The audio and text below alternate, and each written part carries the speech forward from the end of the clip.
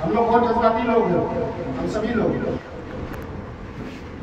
सभी लोग जब हिंदू मुसलमान का बात आता है तो अपने आप को या तो मुसलमान के तरफ खड़ा कर लेते हैं या हिंदू की तरफ खड़ा कर लेते हैं। जब मंच से कोई नेता गोल मटोल भाषण देता है जो दिल पे लगता है उसको बहुत जज्बाती होकर के हम लोग ले लेते हैं, बस वहीं पर हम लोग निकल जाते हैं, वहीं पर फैसला कर लेते हैं। ये भी नहीं सोचते हैं कि हम लोग जो वोट देने जा रहे हैं उसका अगले 5 साल हमारे जिंदगी पर क्या असर होगा। हम लोग बिल्कुल ही दिलचस्पी नहीं लेते हैं राजनीति में, हम लोगों को लेना चाहिए। जो नेताओं के नीचे काम करने वाले छोटे छोटे नेता तो उनको नहीं कहेंगे, हम दलाल कहेंगे, माफ कीजिएगा गलत शब्द का इस्तेमाल करेंगे। उन लोगों को भी आप अगर फोन कीजिएगा तो कम से कम 15-20 बार आप कॉल कीजिएगा, तब जाकर के वो एक बार उठाएंगे और आपकी बात को तवज्जो देकर सुनेंगे तक नहीं। लेकिन हम एक बार फोन किए हैं मास्टर साहब को एक फंक्शन के लिए, कुछ दिन पहले आपको फोन किए थे। जो सवाल एक बार मैं पूछना चाहा, हालांकि मेरे दिमाग में कुछ एक सवाल आ रहा था कि ये सवाल सिर्फ मास्टर साहब से नहीं है, ये सवाल आप सबसे भी है कि एक तरफ जहां यहाँ जो लीडर जो नेता बने हुए हैं आज के दिन, वो लोगों के बीच में आकर के हिंदू मुसलमान करके जज्बाती करके ऐसी बात को करके दिल को पिघला देते हैं, और वही जो है दूसरी तरफ गोल गोल भाषण चलता है, बड़े बड़े पॉलिटिशियंस का सहारा लेकर के जो है चुनावी मैदान में उतरा जाता है। वहां पर आप विकास का बात कर रहे हैं, आपको लगता है कि ये लोग समझेंगे? क्या आप लोग समझते हैं ये चीज को? विकास को महत्व दीजिएगा या जज्बात को महत्व दीजिएगा? आज तलवार और लाठी का जमाना नहीं है, आज कानून का जमाना है। तो हम आप लोगों से आगे मिलकर अपील करेंगे हाथ कि ऐसे ही नेताओं को चुनिए जो उन संस्थाओं को डरा करके रख सके जिन संस्थाओं से आपका काम बने, न कि वैसे नेताओं को जो आप के वोट से ही बने और आपका ही खून पसीना नोचने के लिए नए नए दलाल पैदा कर। ऐसे नेताओं को हमको नहीं चुनना है। बहुत लोग नेता बन जाते हैं, बहुत लोग जीत जाते हैं तो अपने आप को पावर का सेंटर बना देते हैं। लेकिन मास्टर साहब ने हमको एक चीज दिखा, ये पावर का सेंटर नहीं बनते, पावर को बांटने में यकीन करते हैं। और एक जो रियल का लीडर होता है वो उसका यही पहचान होता है। बहुत सिंपल आदमी है, बहुत लोग इनको फॉलो करते हैं, लेकिन अब तक मेरा कोई ठिकाना नहीं है, हम अपना ठिकाना खोज लेंगे। बस आप लोगों से गुजारिश करेंगे कि आप लोग मास्टर साहब का साथ दीजिए, हम भी अपनी तरफ से पूरी कोशिश करेंगे ताकि हम लोगों का भविष्य अच्छा हो सके। बहुत बहुत शुक्रिया। एक बार भाई फुरकान साहब के खड़े होंगे, सारे लोग खड़े होंगे,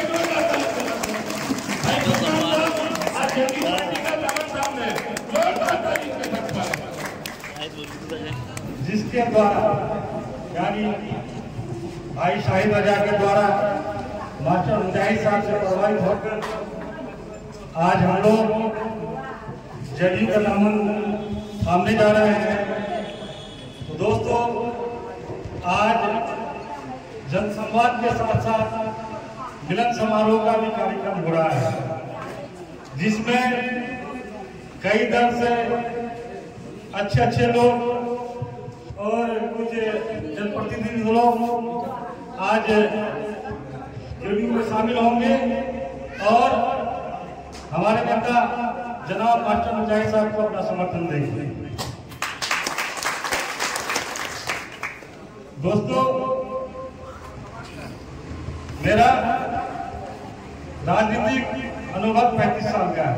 किशनगंज में आ गए तो किशनगंज में आने के बाद दूसरा सांसद भी इन क्षेत्र का सांसद देखने को लिए डॉक्टर जावेद साहब को मिला।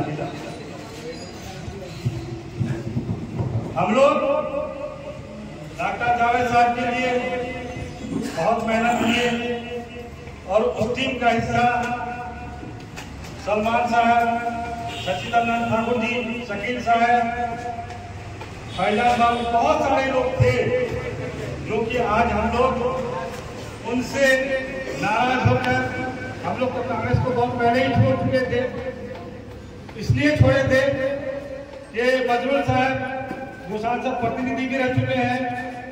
चुनाव के दौरान जब हम लोग वोट मांगने गए तो यहाँ से कुछ ही दूरी पर एक गांव मानीशल्ला NH पर आने के लिए कुछ ऐसा भी परिवार है कि बरसात के दिनों में अगर कोई पेशेंट हो जाए, बीमार हो जाए तो 4 पाई पर आना पड़ता है NH पे, जबकि NH से उनकी दूरी महज 3 रस्सी होगा। तो हम लोगों ने वहां वादा किया था कि भाई अगर डॉक्टर जावेद साहब जीत जाएंगे तो इतना काम हम लोग करवा देंगे।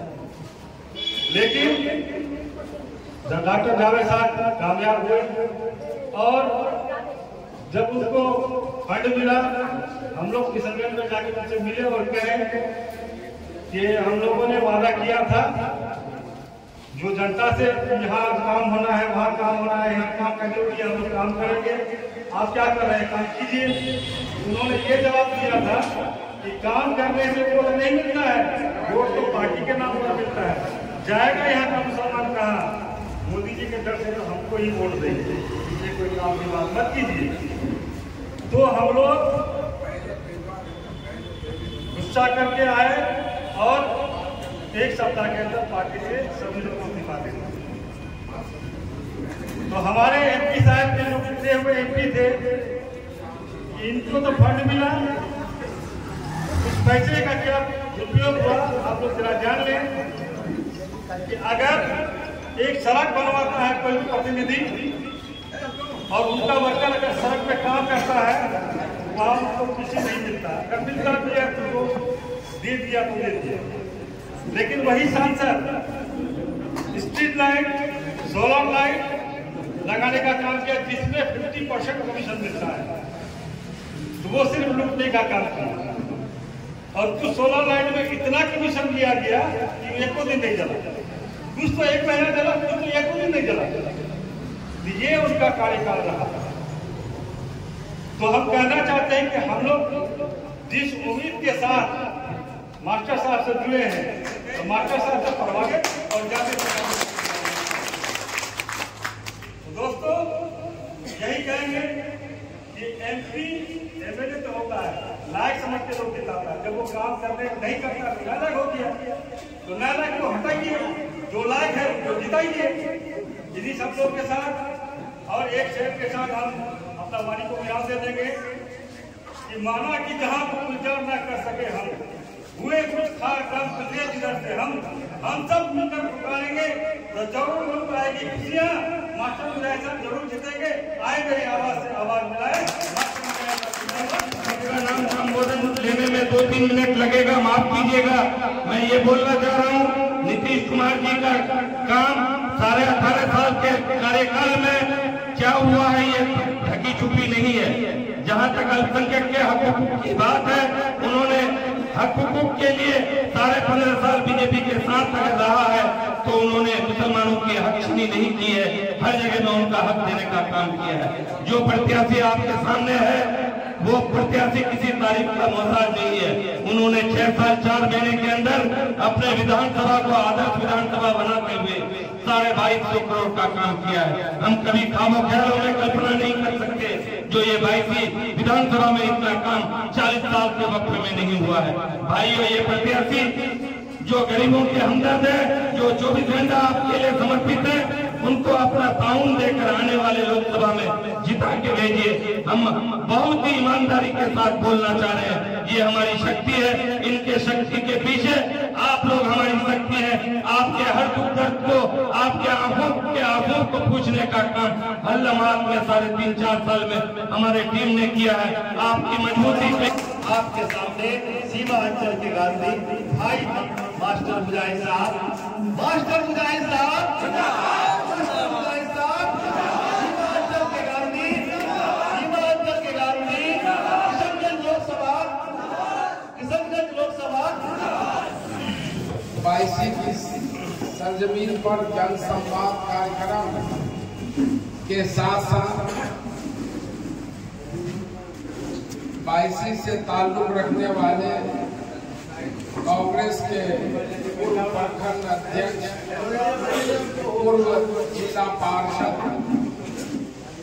अपनी टीम के साथ आज जनता दल यूनाइटेड में शामिल हुए, इज्जत बख्शने का काम किया। आप सभी से संवाद का ये कार्यक्रम है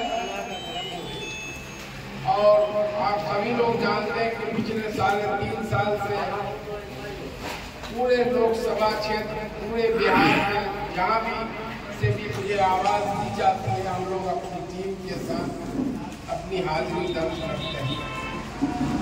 और ये 22वीं विधानसभा और अमोर विधानसभा जो पूर्णिया जिले में आता है, ये भी किशनगंज लोकसभा का एक हिस्सा है। अभी तक हम लोग संगठन से जुड़े हुए, संगठन को मजबूत और धारदार बनाने का काम किए। अभी तक मैंने लोकसभा चुनाव के लिए कोई दावेदारी नहीं की। मैं जगह जगह जाता हूँ, अपने लोगों से, जनता से, जनप्रतिनिधि से संवाद कर उनकी राय को जानने की कोशिश करता हूँ कि जनता क्या चाह रही है। टिकट ही मिलने से सिर्फ काफी नहीं। जनता अगर मुझे टिकट मिल गया किसी पार्टी का और जनता अगर नहीं चाहेगी तो फिर ऐसे टिकट से क्या फायदा। मतलब है कि आप मालिक हैं।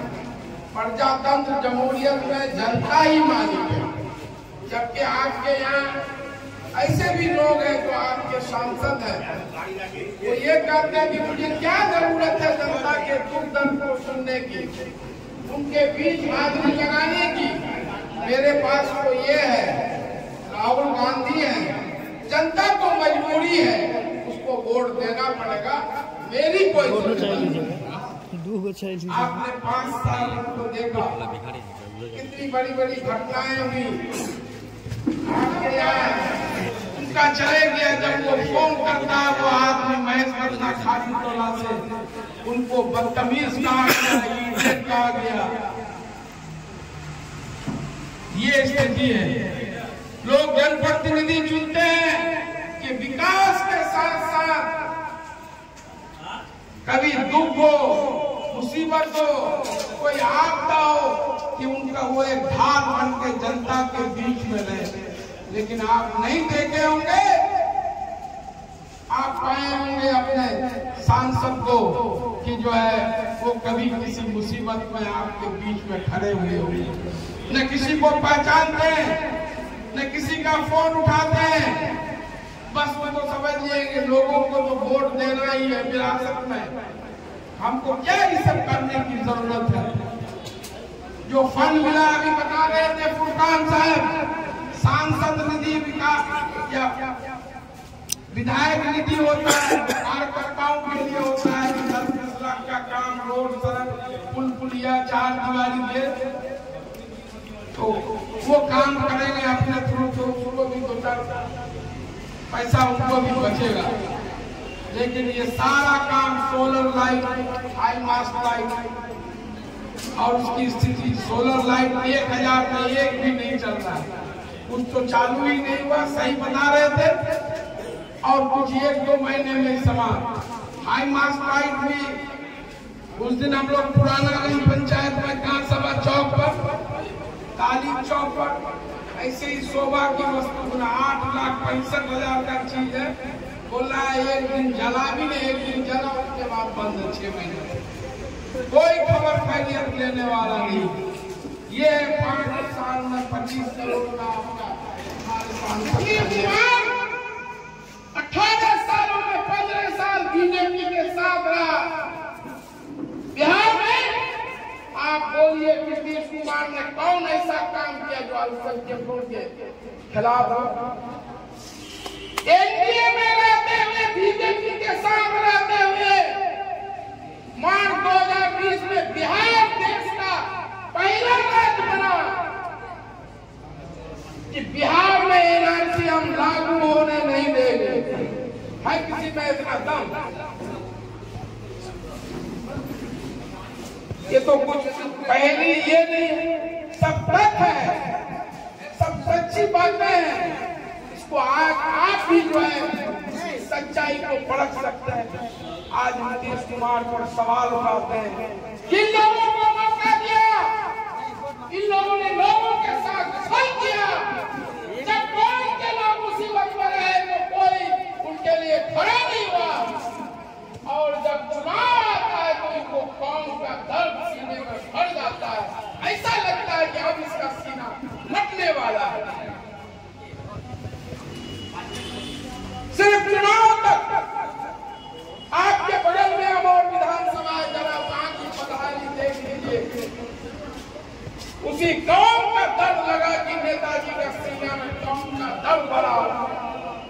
लोगों ने विश्वास किया, अपार वोट से जिताया। जरा आपके बगल के जरा पूछ लीजिए क्या हाल है। कल तो कहे थे हम हर चीज कर लेंगे, कयामत को मजबूत कीजिए, नीतीश कुमार का कॉलर पकड़ के काम कराएंगे। आज वही आदमी बोलते हैं कि हमारी तो सरकारें नहीं, अफसर हमारा बात ही नहीं सुनता है। तो आपकी सरकार कब बनेगी कि जो लोगों के आप हक हकूक दिलाइएगा, विकास का जो काम रुका हुआ उसको आप आगे बढ़ाएंगे? कभी बन सकता है क्या आपकी सरकार?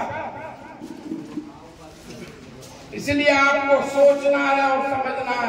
आप अगर ऐसा नहीं करेंगे तो आने वाले दिनों में कोई गरीब के लिए खड़ा होने वाला नेता नहीं होगा।